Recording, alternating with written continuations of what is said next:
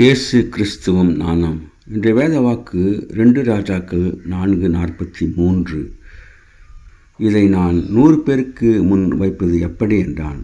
சாப்பிட்ட பிறகும் இன்னும் மீதியாய் உண்டாயிருக்கும் என்று கர்த்தர் சொல்கிறார் என்று எலிசா தீர்க்கதரிசி கூறினார்.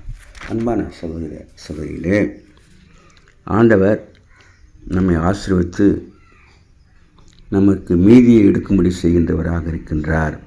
எலிசா தீர்க்கதரிசி என்னிடத்திலே ஒரு மனிதன் 20 அப்பங்களை கொண்டு வருகின்றான். அதை அவர் தன்னுடைய சீஷர்களுக்கு கொடுக்கும்படி சொல்கின்றார். அப்போது அந்த பணியால் இதை நான் 100 பேருக்கு முன்பாக வைப்பது எப்படி என்று கேட்கின்றான்.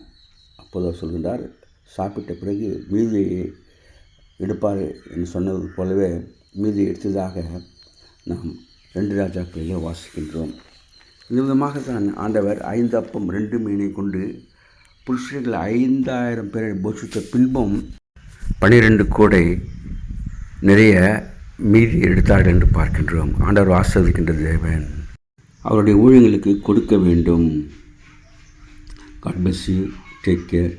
Be safe. Give heart to God and to man. Please subscribe, like and share it. Thanks for watching.